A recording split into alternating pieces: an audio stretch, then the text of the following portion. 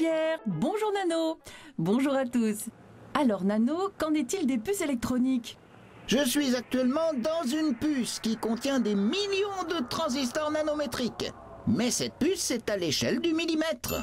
Pierre, à quoi servent les puces électroniques? Ce sont les composants principaux des ordinateurs.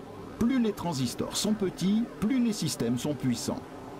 Nos ordinateurs personnels sont déjà assez puissants. Pourquoi augmenter encore leur puissance? Il n'y a pas que les PC.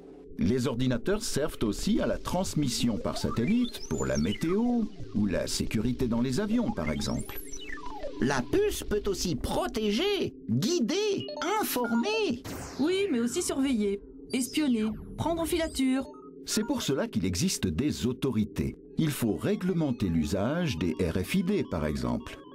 RFID? Une puce avec une antenne. Elle peut ainsi recevoir ou transmettre des messages. Et comme elle est petite, on peut l'utiliser pour espionner les gens. Elle peut faire des choses utiles. Vérifier et alerter sur le remplissage des conteneurs, l'état des ponts, gérer des stocks de marchandises. Vous parliez de réglementation. En France, la Commission Informatique et Liberté surveille les usages des appareils électroniques.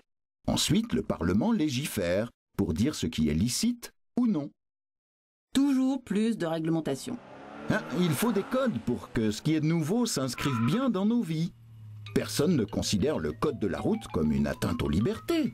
Et cette puce électronique, on pourra la mettre dans un être humain?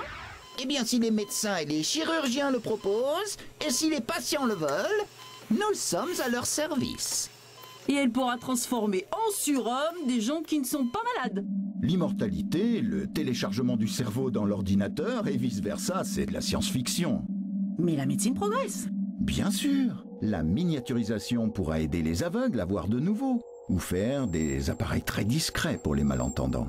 Tout cela ne risque-t-il pas d'aller trop loin? Tout dépend de ce que l'on entend par là. Les mœurs évoluent vite, et les valeurs changent. Les limites des traitements seront toujours à définir, et cela se fera au cas par cas, en accord avec le Comité national d'éthique. Et la loi, elle sert à quoi? À garantir l'ordre social, ce qui, dans une démocratie, implique tout le monde, mais aussi à fixer les limites d'une action tolérable par la société. Comme par exemple?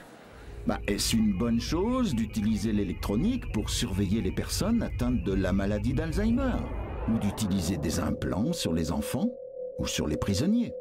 Vaste programme en effet, mais revenons aux risques pour la santé relatifs aux nanoparticules elles-mêmes. Une question importante nous préoccupe, c'est la toxicité potentielle des nanoparticules. Merci Pierre, ce sera le sujet de notre prochain épisode.